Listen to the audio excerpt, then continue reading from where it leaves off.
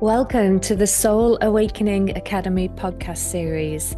I'm your host, Anne-Marie Mayers, and founder of Soul Awakening Academy.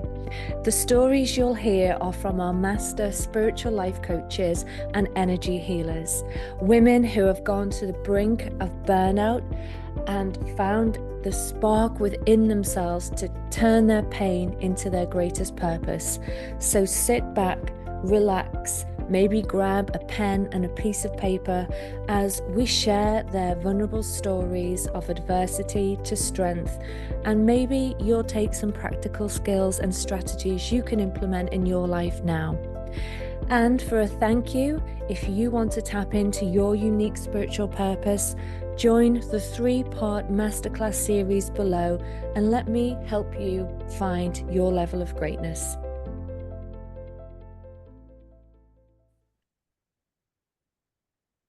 Okay, so welcome, Simone.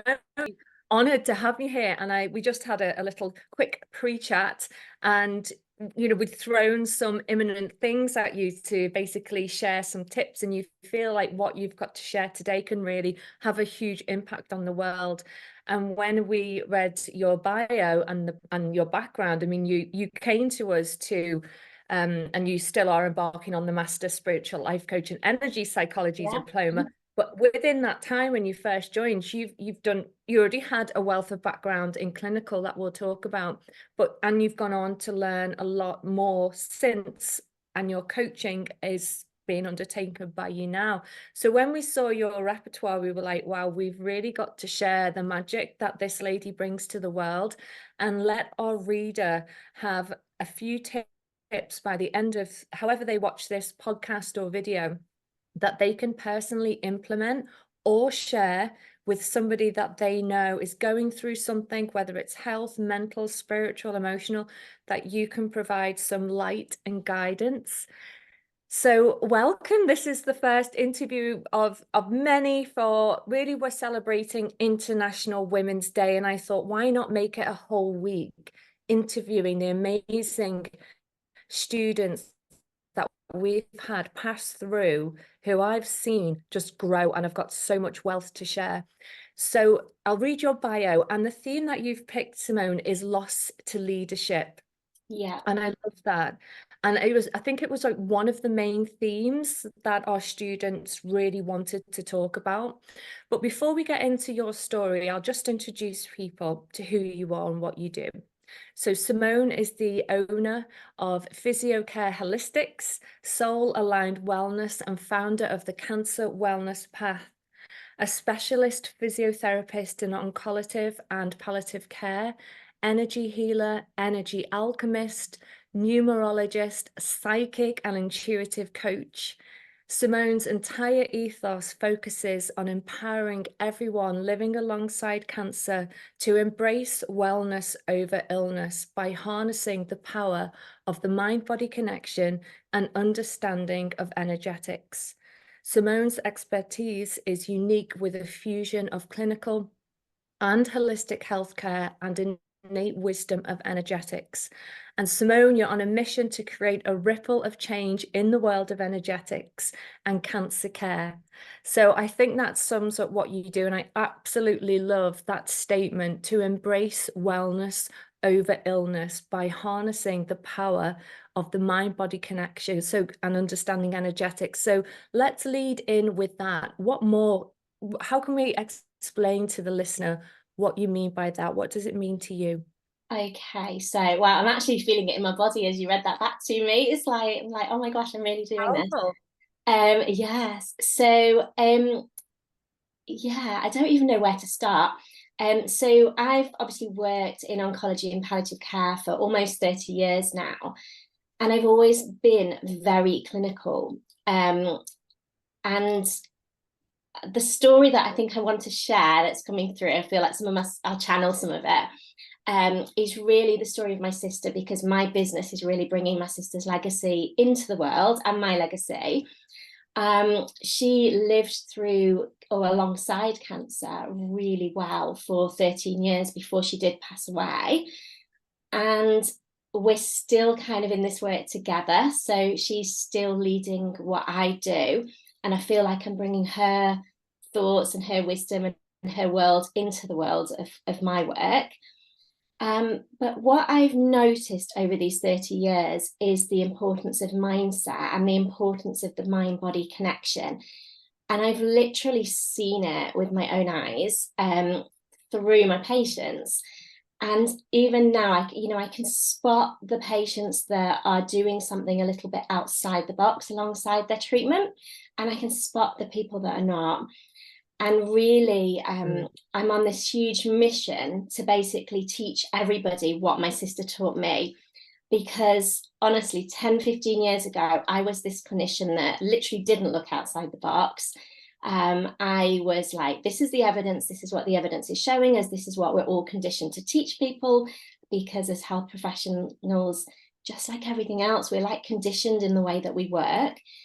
And Debbie taught me that we can look outside the box. And suddenly I've kind of seen it with my own eyes. I've witnessed it. And now I feel like I'm on this huge mission, along with some other like amazing integrative oncology specialists across the world, to really change the way that we treat people, especially in the UK.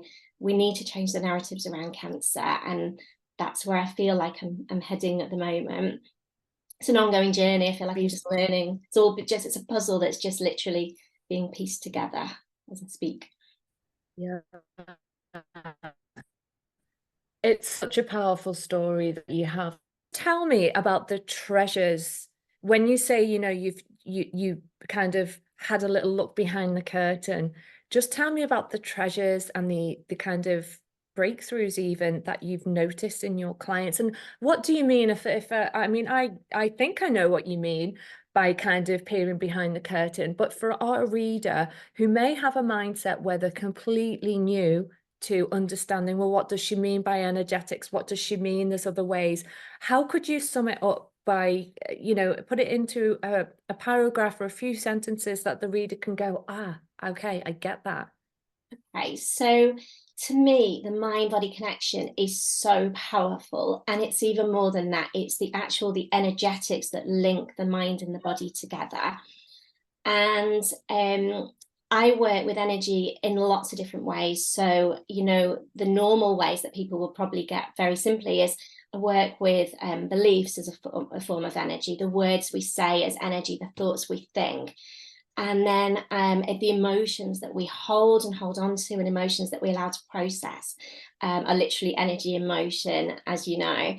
And then I also work very much with this innate wisdom and psychic energy that I just have and know, really working with the chakras and the energy flowing through the body. And it's really the whole link of that and putting that all together that makes the difference. And even for people just to simply take away that the mind and the body are connected, because I don't think this is something that we're taught. And the biggest thing that I see links to fear. So whenever anybody gets a cancer diagnosis, fear comes up instantly. And I believe that we're conditioned to react this way. This is, you see an advert on the TV, you meet someone that says something about a friend being diagnosed, and instantly we feel this fear. And the biggest thing for me is that fear doesn't serve us in any way. In fact, fear stagnates our energy. Fear changes, clinical things. It changes the way our sympathetic nervous system work, our parasympathetic nervous system, if we want to work really clinically.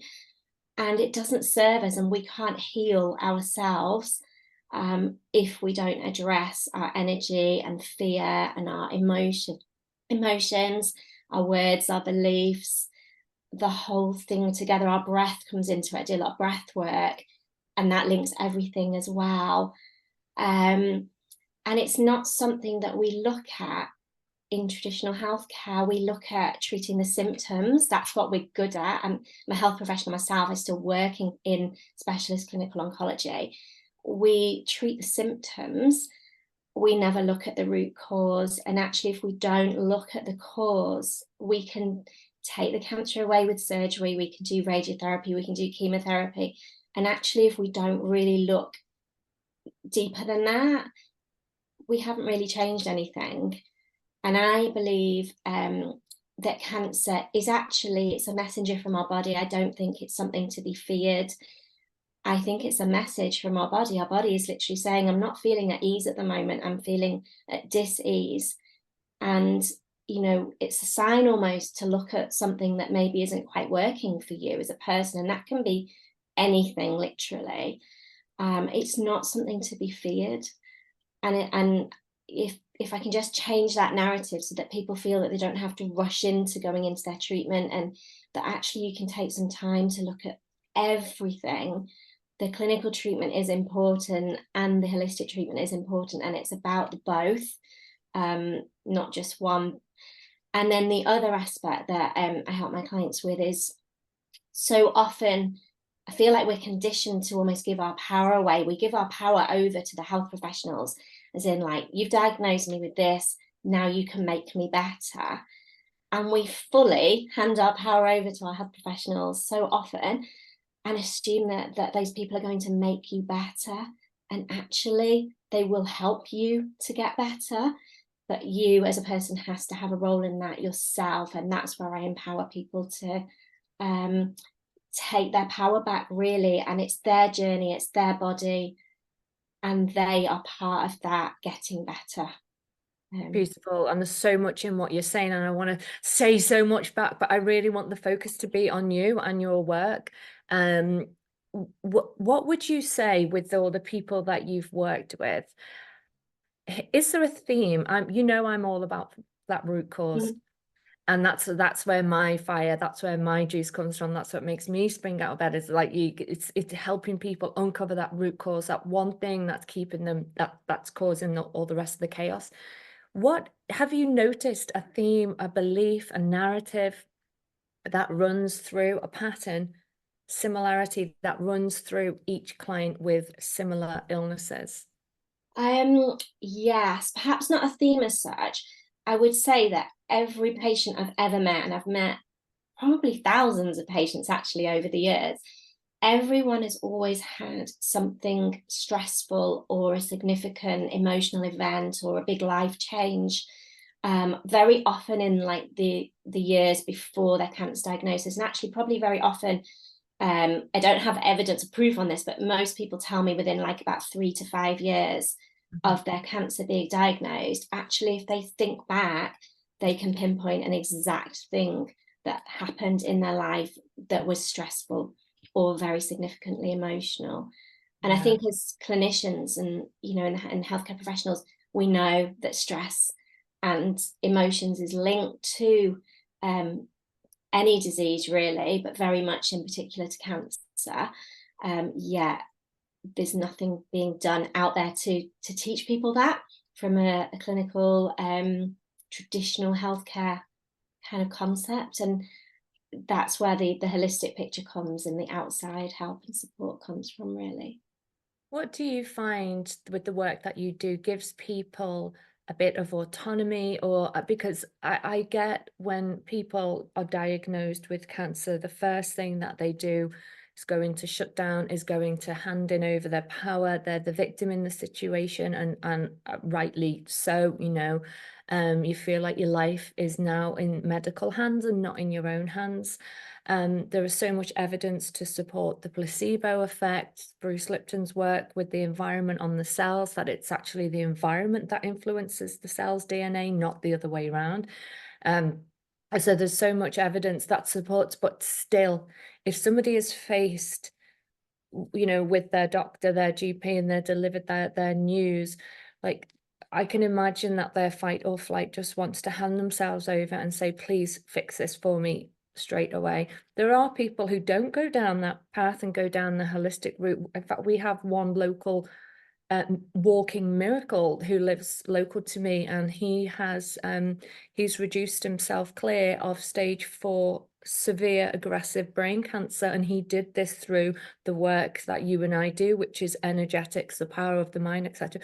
But for the average person who has a family, who wants to live the rest of their life, what piece of advice or What would you say to someone who's listening to this? Maybe they've had an auntie, a sibling, or a sister, or somebody close to them, or even themselves have received a diagnosis. What piece of hope or advice would you offer them? I would literally tell them, never underestimate the power of your mind-body connection.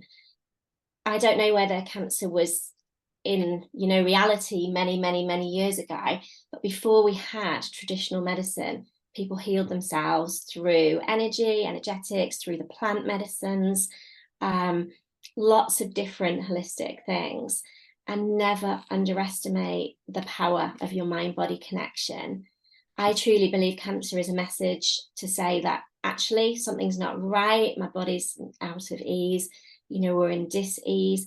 If we can, I'm not saying we're the cause of that cancer, and actually when I work with my clients, we kind of recognize that actually we are the cause of everything that happens to us, then actually I see that as a real positive. And if we can put our body out of ease to the point that it's giving us signals that something's not right, I see that as a real positive, because we can then regain our control and our power back, and again use our mind-body connection to change it the other way around, which is exactly what you've just described and exactly what I see day to day. And lots of people I follow on Instagram as well. I see there's so many people around the world that are using the mind-body connection and other alternatives with amazing, amazing benefits and effects. And just never underestimate it. We're not taught it. We're not taught it in school. It's new. It's not, doesn't make any sense to us. It's not logical. Well, and that's not a reason not to look at it, I would say. it's not a reason, as you say, to not look behind the curtain, because they haven't changed, even though the research backs up what we're talking about. And it's now well known. Now doctors speak about this all the time, about the mind-body connection. Through the ACEs study, and how trauma and the impact of trauma on children then leads to chronic illnesses like diabetes, asthma, cancer, etc. in later life. That is widespread, but our children are still learning in the medical books that there is no connection between the mind and body, because they haven't rewritten the scientific model yet, which is unbelievable. And just mind-boggling. If we have this ability, if our mind and body are so connected, and if we take a placebo effect and we believe that we're taking the cure and we get the cure, then why is this not more? It's our innate wisdom of our body. Why is that being denied to us? Why do you feel that's being denied to us in that way? Literally because of lack of knowledge. And I feel like the health professionals that I work alongside have never been taught anything else themselves. And very often, I'll challenge things quite a bit at work. So I still work in one of the leading cancer hospitals, and I actually left and I was guided back with a sign, and I know why I'm there. And they're not taught anything else, and then they find it very hard to look outside the box, because that is completely the opposite of the way that they have been taught to practice their medicine and understand things. And so often people will say, well, there isn't the evidence for this. And actually there is the evidence. There's so much evidence, and it's science, it's scientific evidence. I can only speak, I think, for the UK, but everything has to go through NICE guidance and NICE guidelines, and it all takes time. I can't see that filtering through for a long time yet. Mm-hmm. I hope to change perceptions by treating my clients, who I hope then go back and share their experiences with the health professionals, who then maybe start to question it because they're seeing it with their own eyes. My eyes opened a long time ago. Had I not met my sister, I feel that myself and Debbie are on a soul journey together, and that actually we came here together with this purpose. And if she hadn't gone through that journey, I wouldn't know this now either. I would be one of the health professionals that really just work in the same way with no change. Wow. And I feel I've been very much put here. And now there's so many things I could share, but looking back on my timeline and all the things that the universe has just delivered to me, or through spirit or psychicness, I've just changed, like my life just changed the course of actions. My life feels like a sliding doors, and that film Sliding Doors, where Yeah, you went sounds through the like other it. door, Yeah, it would be completely different. love that. And everything along my timeline, from the moment I first got my job on a chemotherapy ward that I didn't even know that was the job I was going to be doing, Wow. to being put in different jobs at different times, has all happened for a reason. Like the universe has guided me every step of the way. And now it's only now I can look back and see it, It's the bigger picture. yeah. um, yeah, so it's just change is just really slow, and I think because we're all conditioned this way, and hopefully future generations will learn as children through school. And I actually think it's perhaps not until children, we have another generation where children are actually taught this from a very young age, that things will probably actually filter through and change. Yeah, and I believe that's happening. You know, we see the next generation and things that were considered very taboo, very woo-woo, you know, witches event of the state type of attitude. Our children are not being suppressed in that way. You know, my 7-year-old daughter, she knows how to meditate. You know, she's into all of this because it is slowly being brought in, because obviously, you know, number one, a relaxed mind is a healthy mind, and with mental wellness, you know, being brought into the spotlight, they are now kind of changing their view around how the mind can affect, you know, the like you say, the fight, flight, fear in the body that leads to a more productive and healthy child and adult as they grow. So Yeah. it is filtering in. It's just that when you're faced with this dilemma, what path do you choose? Now, thankfully, the people who are coming to you are choosing either to work in tandem with the clinical model and yourself, or just with yourself. But what's maybe been the biggest kind of breakthrough you've seen with a client, without obviously divulging names, but can you give us an overview of, or even an overview of Um, what it looks like and maybe the results that you achieve? yeah, I mean, I've experienced what you described with that gentleman, not, just a few minutes Mm, ago. So I've seen patients and clients literally go from being diagnosed with cancer to being cancer free.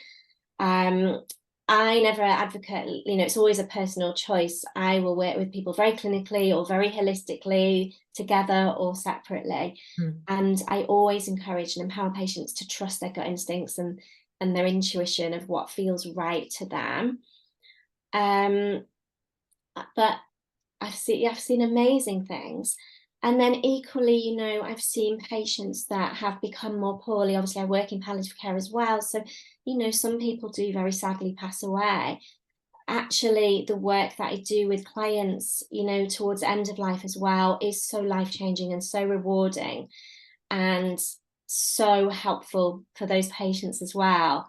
yeah, I know from themselves and from their families that it's never too late to start looking at mind body connection. It's never too late to look at any of it. There's never a right or wrong time.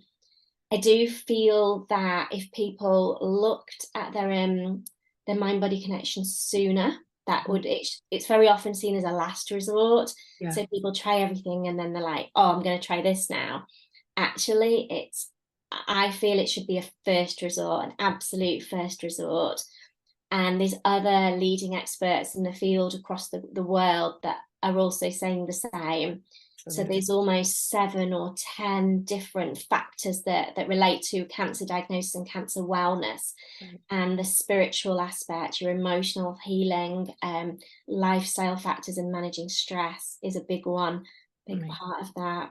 That's amazing. What would you say, if someone was listening to it, say, okay, right, well, what can I do? Like, how, this is amazing information, but how can I actually implement it in my own life? What would be a couple of tips that you would say, okay, guys, go and do this, go and try this? Firstly, I would talk about who people are following, because we get so many of our beliefs from people we meet, things we see on TV and the news. Social media is a huge one. So the first thing I encourage all my clients to do, and I give them specific people to follow, is to follow people that are really inspirational, people that are living alongside cancer themselves and living their absolute best lives, because just following these people, you can see what they're doing, and you can see that the way they're using their mind-body connection and nutrition and supplements and there's all different things that people are doing. So that would be my first one, and to actually remove themselves from being in the energy of people who are the opposite. You know, very much everything, nothing's going right, everything's going wrong at the moment, and just really sitting in their illness. I just try and encourage people to shift themselves away from anyone sitting in their illness to being in their wellness, because just that energetic shift can make all the difference, literally. Comedy, fun, laughter. Yeah, joy, bring it. Yeah. Yeah. And I give people like, if in our business or work lives we have a to-do list, don't we? And I actually encourage people to have a non-negotiable 6 things that they do every day that makes them feel well. And it can be as simple as going for a walk every day, doing some meditation, some journaling. If they're a mum, you know, taking the kids to school and coming home and having half an hour with a cup of tea, doing nothing and just literally focusing on them. Anything that brings wellness into their life, because it shifts their energy. And when you shift your energy, everything changes, as you know. 100%. Yeah, it really does. And I really like Chris Carr. She's a lady who has turned her life around and has, you know, gone down the holistic route, and she's a big influencer now on social media. Are there any other people you would suggest following? Who's your inspiration? My inspiration, I would say, 2 people who are clinicians, actually, who are very much leading the way. One is Jane McClelland, who is a physio, and she's got a book called How to Starve Cancer. So she's leading the way with nutrition, and also working with something called the Care Oncology Clinic in London with an off-label drug protocol. Dr. Naisha Winters is the most amazing person, another person that has really cured herself from stage 4 cancer, and is now leading the way in integrative oncology with her metabolic terrain approach. And then trying to think who else. Yeah, just anyone. There's so many people that are literally sharing their journey, and it's finding the people out there that are sharing their journey in a really positive way. Yeah. I would just, I would follow them. Do Follow you them have on social media. I share things, and it's just being in those people's energy. You know, not everyone can afford or wants to choose to actually go down an alternative route, but actually just being in these people's energy with the things that they're consuming on social media or is enough. It makes a change. Yeah, it's having that belief, isn't it? Everything is around our beliefs. I believe, you know, we live in a mind universe, and everything is driven by our belief system that creates our reality. Now, some people won't buy that at all. So there was a book that I read, Brandon Bay's The Journey. She had cancer. It's an amazing book, Simone. If you've not read it, you'd love it. It's right up the street that we do. Now, she worked hand in hand with Tony Robbins, the coach. And she, you know, she was so kind of like, she had this cancer, but she was the most positive person on the planet. You know, she was working with Tony Robbins. She was positive all the time. She couldn't understand why she'd been diagnosed with this like terminal cancer. She just couldn't get it, because she was doing all the things. She was living the way. The mindset was in the right way. So she went on the journey. So her book is about her going on her inward journey right through the past, and she literally had to strip her ego. It's like an ego death that she had to go through to realize that what she was holding onto and what she had to let go of, she didn't realize the force of it energetically, that it was still alive and active in her as an adult. Even though she was doing all these things, she still had this energy of resentment and anger and bitterness and disappointment that she needed to go on. So this book is all around her journey, and it's full of visualizations that people can do. It's so beautiful, the book. So I'd highly recommend that to anyone. Thank you. Yeah.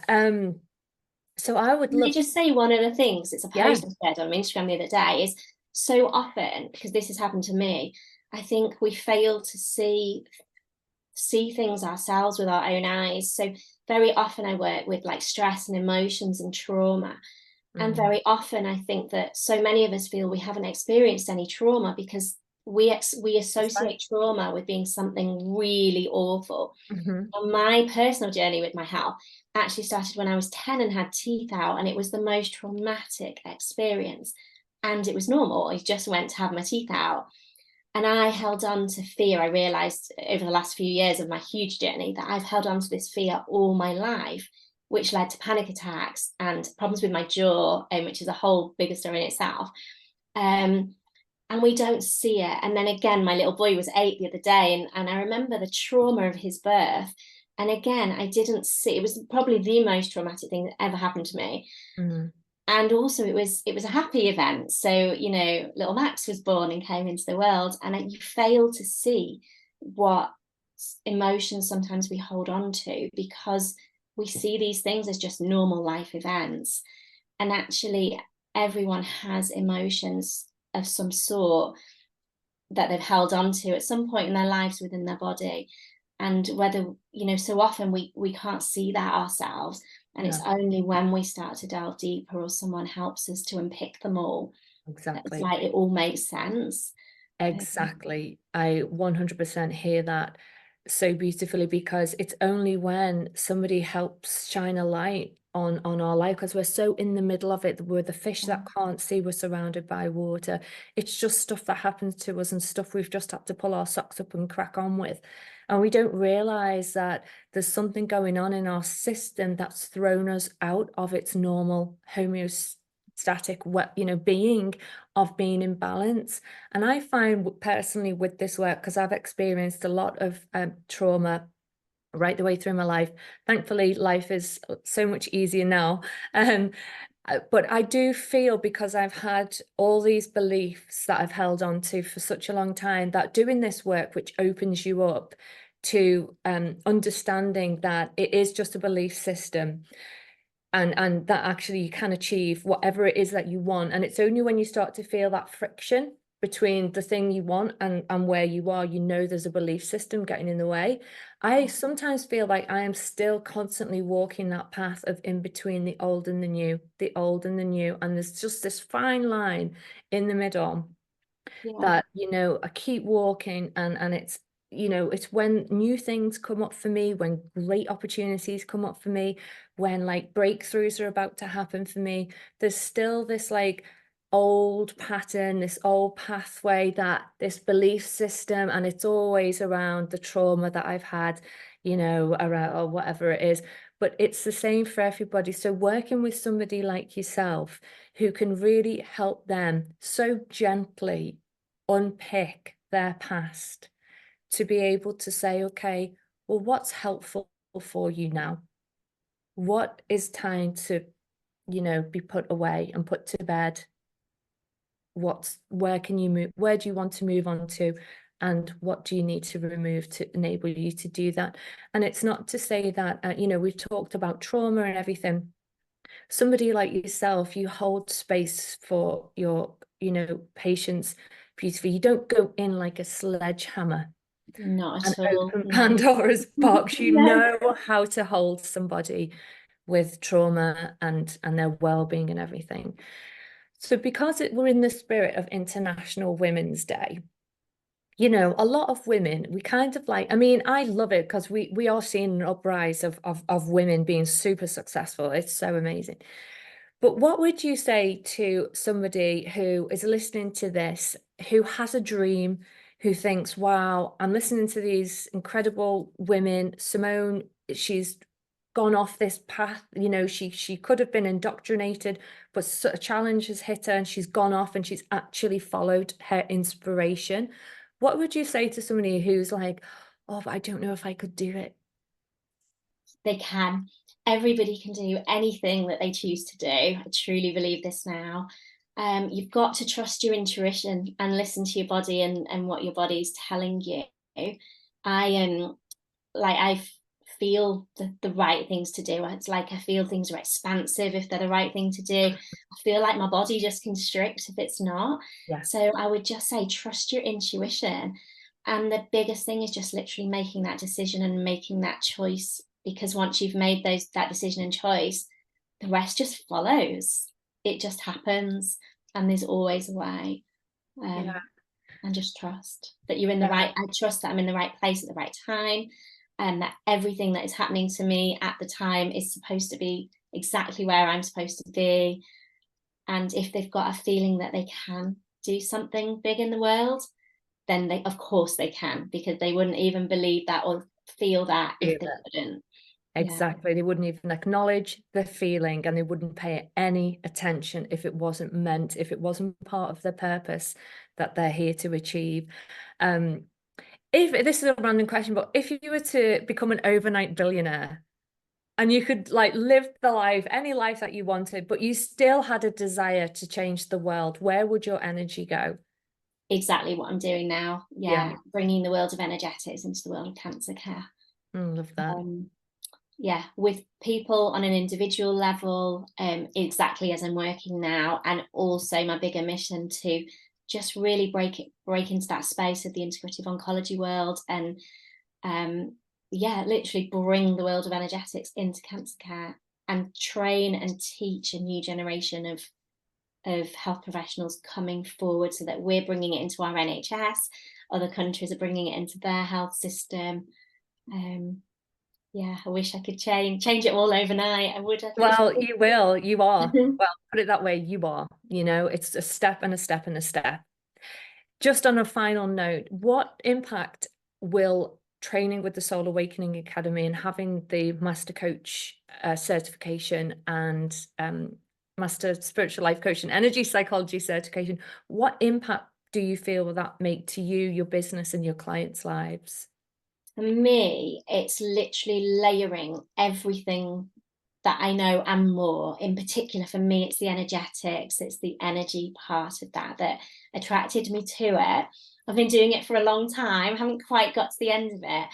And equally, I've dipped in and out of the parts that I felt I've needed at each time. I'm still working my way through that, but it's layering and just literally piecing. To me, actually, it's the final piece of my jigsaw. Yeah. It brings together everything that I've been doing up until now.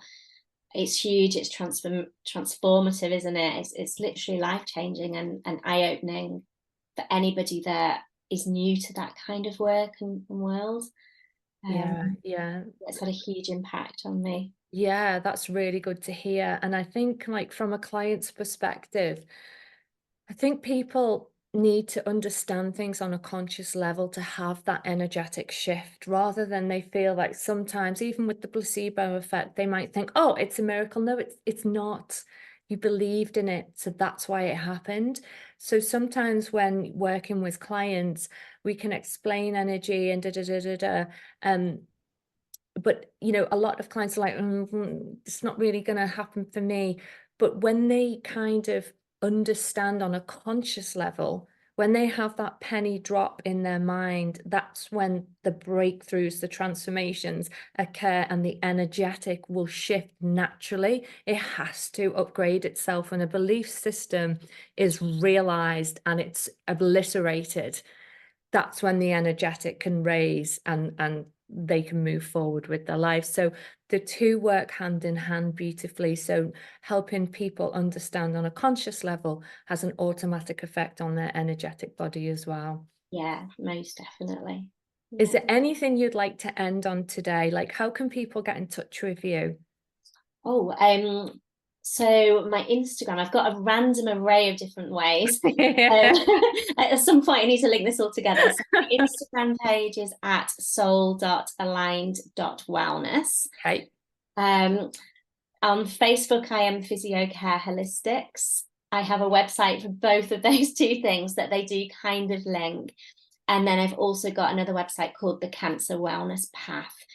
And Okay. that really is a membership at the moment. So my main mission at the moment is to enable everybody to access this kind of information. So I've created a little very affordable membership, and it's called the Cancer Wellness Path, where people can dip in and out of as they want to from month to month.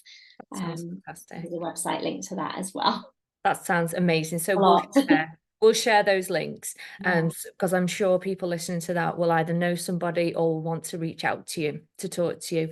Thank you so much, Simone. My pleasure. Thank you. Our first one, so I'm really glad it was you. Thank you. Such a beautiful story to share. Amazing. I'm really glad to be able to help you get this out.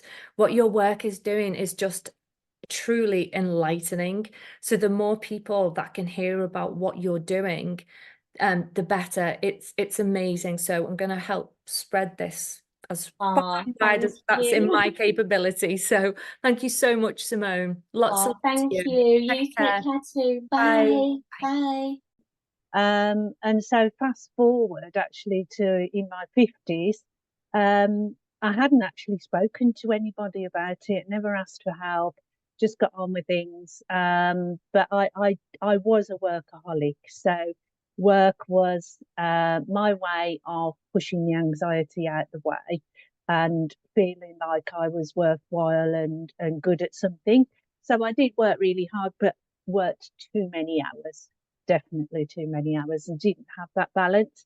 And it was about 2018 when I think I reached burnout, because physical symptoms were showing. I had constant migraines, lots of aches and pains, insomnia, swelling of the joints, and this went on for quite a while. And I still pushed past and worked during that time. But I also started to bring meditation and yoga into my life at that time. So I started to feel how it could be when I wasn't in survival mode, that this actually I could feel differently.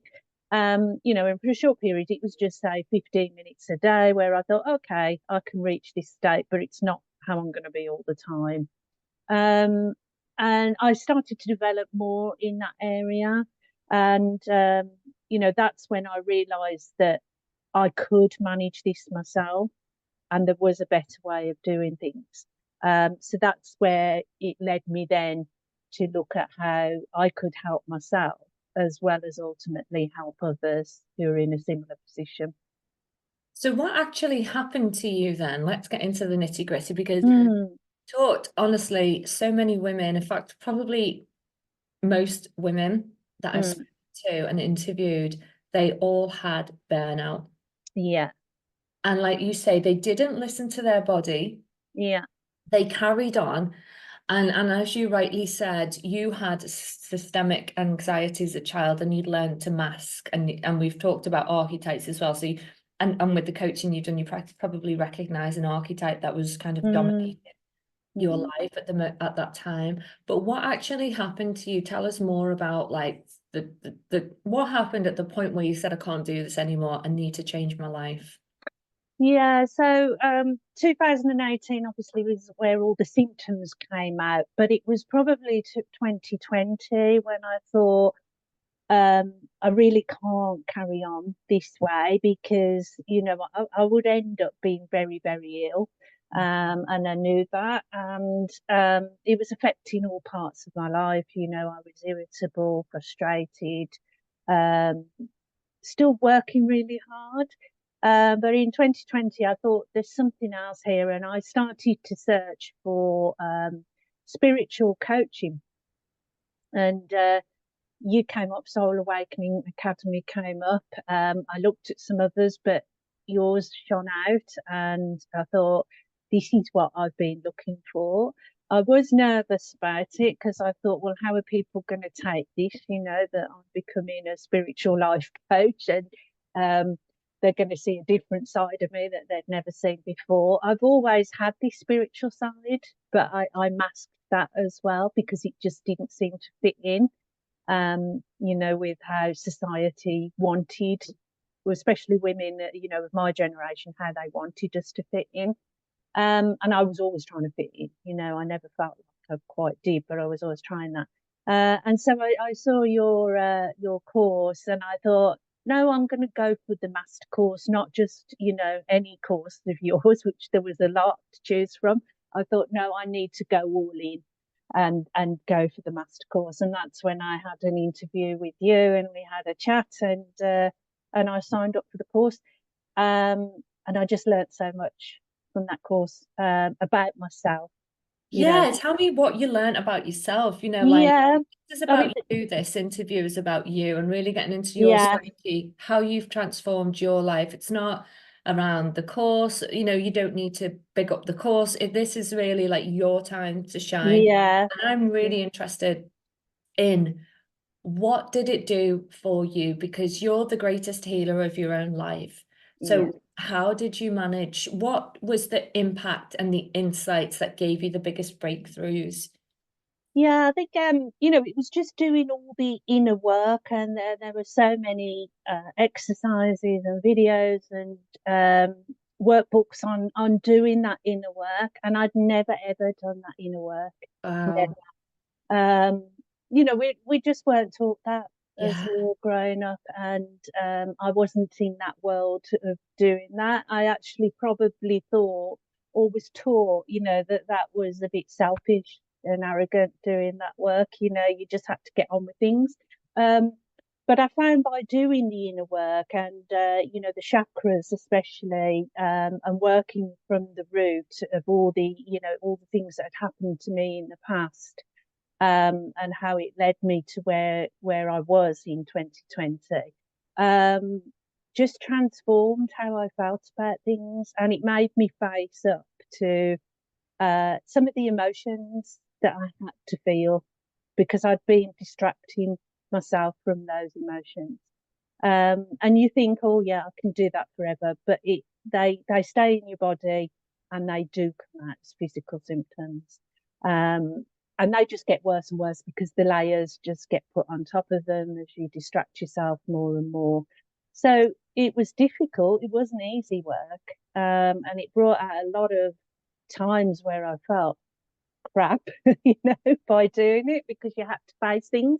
But at the same time, once you got through those uncomfortable parts, you could feel the growth, and I could feel that growth of how I was transforming. And it gave me confidence. It gave me a chance to get past the fear, which I've been living in for most of my life. So it just gave me that confidence and self-belief that I could actually do it. And then I started coaching quite early on, I think, practicing coaching. And that was a big thing. The very first few that I did, I thought, oh God, they were rubbish, but I did them, just learned as I went along, and then realised I'd got a gift for this. Once I could really tap into my intuition, I'd got a gift to help other people. So 100%. That's that, why you're here, and that's why you were there. And it's a skill, isn't it? It's like a gym. You want to build muscle where you have to do that thing repetitively.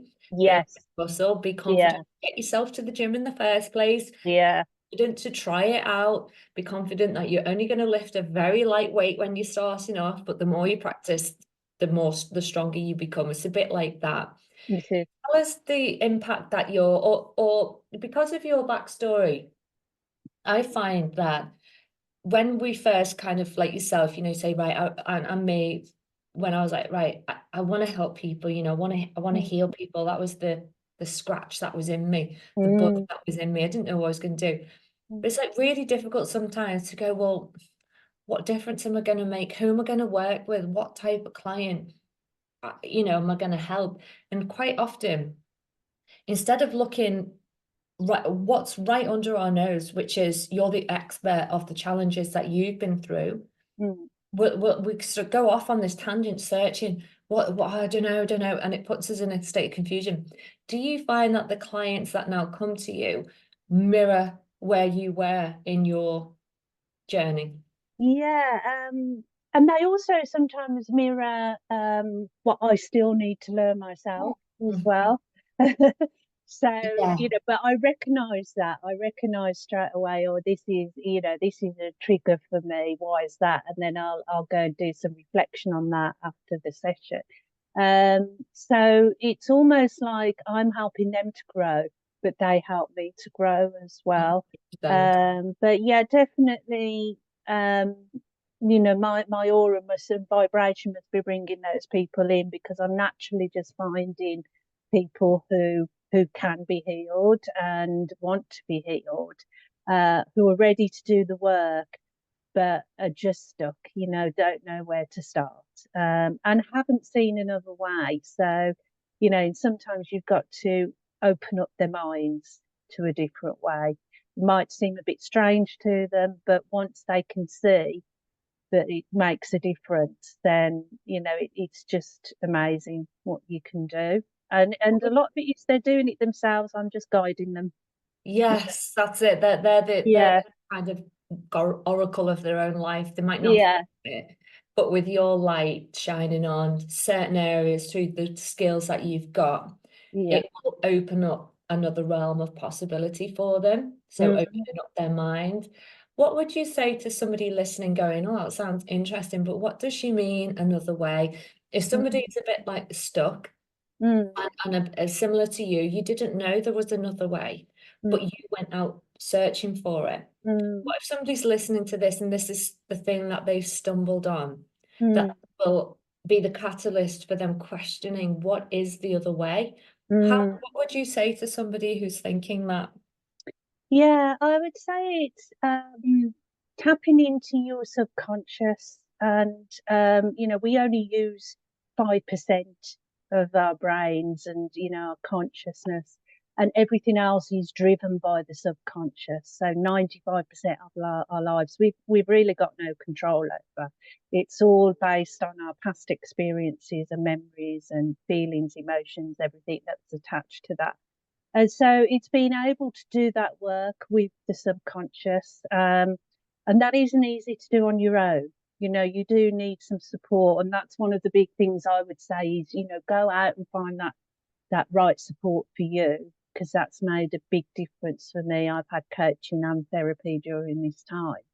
And once you get that help, you can actually build on that, because you can do it, and you can then work by yourself on these things with new daily habits, etc. And it's not so daunting, but it just, once you bring things to the light that have been in the dark, there's no going back. That's very It's true. there. Yeah. Oh, Yeah. yeah. Once you've had your eyes open, very Mm. rarely do you want to go back, because you know how it feels to be living that life, and that's the life you're trying to move away from. Yeah. What you say about the subconscious mind is really important, because most of the way that it's habitual, it's learned behavior, it's been modeled from caregivers, those people who've had influence over us, whether we like it or not. Mm-hmm. All our behavior is modeled behavior. So when we're saying, well, if we don't have control over 95% of our life, what's the point? The point is that 5% of conscious thinking, the energy that is making our decisions. Mm. If we make a conscious effort to change a habit, set the intention, make the decision, I'm doing it this way now. Yeah. Through repetition and practice, that falls into the subconscious, which then becomes our new way of being. Yeah. So, like you say, it's about creating these new habits, these new ways of being, and practicing them. And there's this research out there to say there's so many hours of practice before you become an expert. Mm. And then that falls into the subconscious mind. And that's then the new behavior that we will model. Yeah. Working with someone like you helps them see what's not working, Yeah. why it is the way it is, Yeah. where does it come from, do you want to keep it, do you want to let go of it, is it serving where you see your best life or not? Okay, let's work on changing that. Mm. You help them form I guess a vision of their best future and Yeah. how they can align to that. Yes. Yeah. And the other parts of you that are used to doing things in the way that you've always done it, they will try and creep back in. They would always, whether it's a protector or people pleaser, whatever it is. They will always try and creep back in, but it's being able to recognise and being aware of when they're creeping back in, and being able to draw yourself back to that new way of doing things and those new habits. So when you're not aware, then you're always going to be driven by something you don't want. Yes, you're like sleepwalking through life, aren't you? It is, yeah.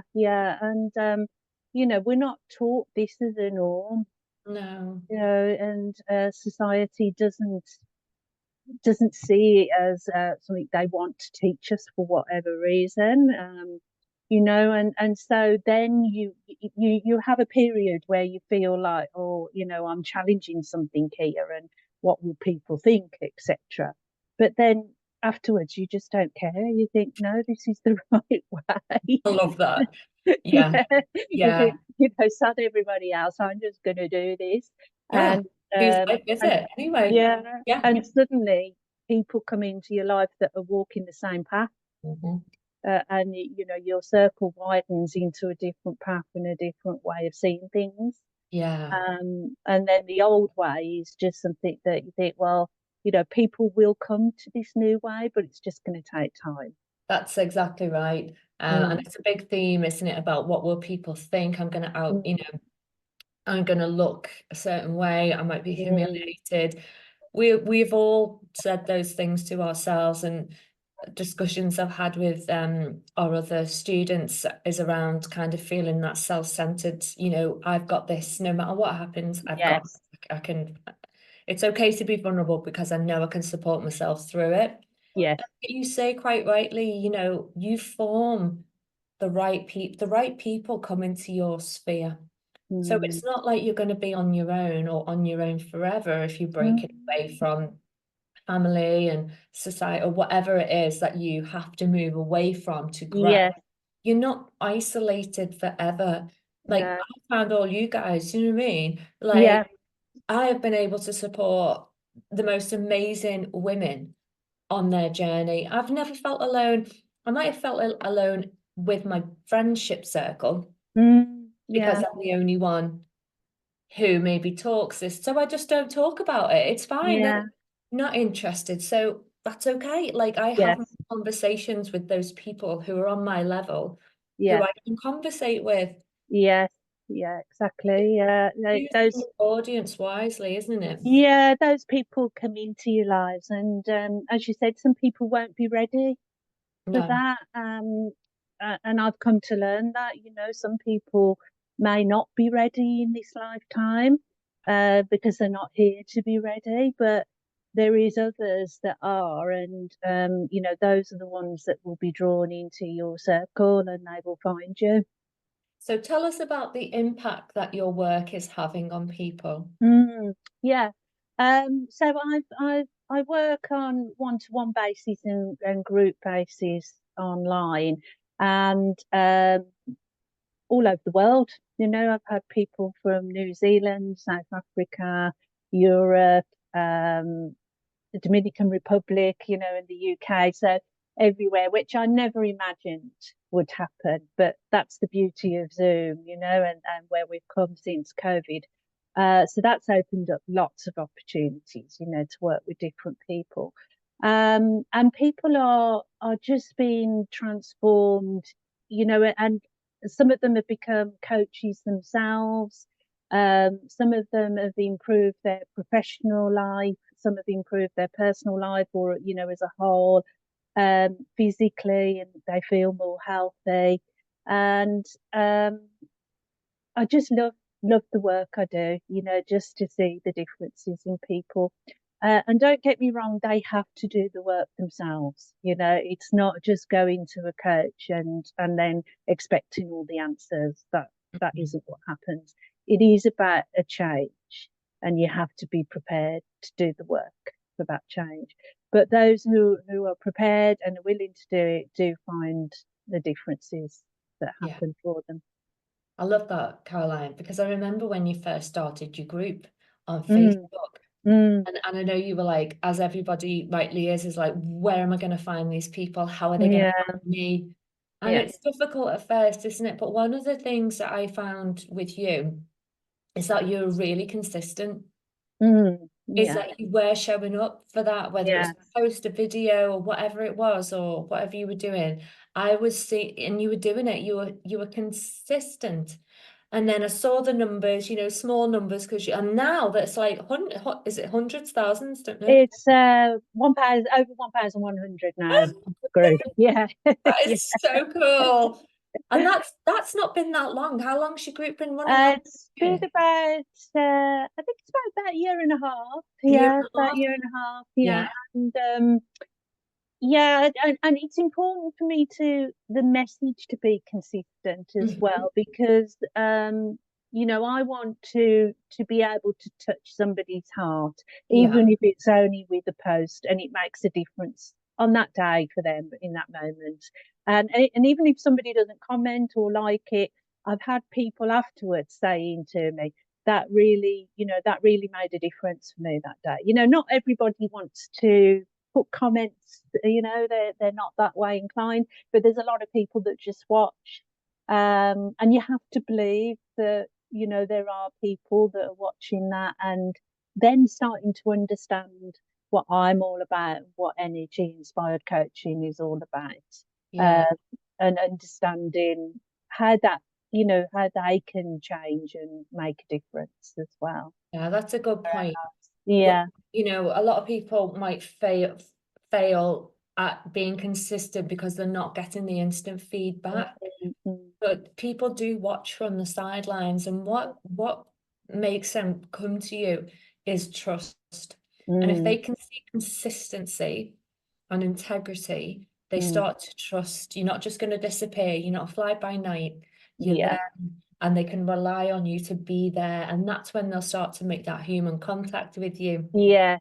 Yeah. That's a really good point for people to realize. Doesn't happen overnight, but if you are so strong in your conviction that this is your path, Mm. then you will have the energy to show up, because you know this is touching someone. I might not see it right now, but this is touching someone, and it will unfold for you. So that's a good point for people to think about if they're Yeah, because I think a lot of time people give up because they think that nobody's really noticing. But I also think it's important to be vulnerable as well and definitely. tell your story. And that isn't easy either, you know. You think, oh God, what are people going to say? What are people going to think? But you feel so good afterwards for doing it. It's like a release, but also, you know, people there can realize they're not on their own. You know, I thought I was on my own for many, many years with anxiety. Um, you know, it just wasn't talked about. You know, it's talked about a lot more now, but it wasn't then. And that's the hardest part, to feel like you're alone. If you know somebody else has gone through the same thing and come out the other side, there's hope Mhm. then for them. And that they've got it, they can manage it, they can control it. Yeah, 100%. Mm. A question that I've been asking the interviewees is, well, a couple of questions is, Mm. what do you want your legacy to be in the world? Mm. No, that's a difficult one. I'd say I'd just like to make a ripple in the world that spreads out to lots of people, and that it's okay to ask for help. It's okay to be vulnerable. It's okay to say, I'm not okay, you know, that things aren't right for me. And just find those people that can help you. And I Mhm. think that would be my legacy, is to really give that message out that it's okay, it's all right. Mhm. You're not going mad. You Mhm. know, there's lots of other people in the same situation, but there is a way out and there's a way through. Yeah, that's lovely. And I think you know, an important part to make is around, you said you had therapy and you know, the coaching. Mm, mm, That's a good point, because people think, well, what's the difference between mm, therapy and coaching? So as a coach, if you know, if somebody goes to a coach like yourself, mm. and there's some part of them that might need an extra intervention, because coaching, we're not psychotherapists Okay. unless they're trained in that. We're Mm, not counselors, we're not mental health advisors. mm, You know, we're there to walk with somebody on a path of personal and spiritual development, whatever that looks like. It's all individual. But therapy and coaching, they do have similar themes, as in, you're building rapport with your client, and there's a sacred space that you're building. But sometimes, somebody's listening, and they, have depression, burnout, anything like that. It's said that you can work with a coach at the same time as also working with a mental wellness advisor, because the two can work hand in hand. Your coach can support you in different ways. Yes. And the two areas can work in tandem together. Yes. It doesn't have to be, I've worked with people who are under a mental health team and coached. So, and for some reason, if the person's in the right place at the right time, that coaching element to it profoundly changes their life. Yeah. Profoundly. It's Yeah. like the key. Yes. But there is 100% a sure place for psychotherapy, counselling, that kind of Yeah. thing. Yeah. Which I'm sure you'd agree on, because you've experienced both as of high. Yeah, and I've recently qualified as a somatic therapist as well. So, there's a certain element of therapy that I can do now as well. But yeah, I know, from experience now, I know when to signpost somebody, and I feel this is past me. I need them to go to a mental health therapist. But also, I've coached people who are having therapy at the same time. And this really does complement it, because especially spiritual coaching, I think, because you learn ways of being able to come back to a calm state. You learn ways of being able to manage those emotions when they come up in therapy, because therapy can be really, it can be really disruptive to your whole body, when you're going through past traumas, etc. But with the coaching and the spiritual life coaching, it helps you to get back to that safe place also, and that, that calm state while you're going through some of that, so you don't spiral out of control.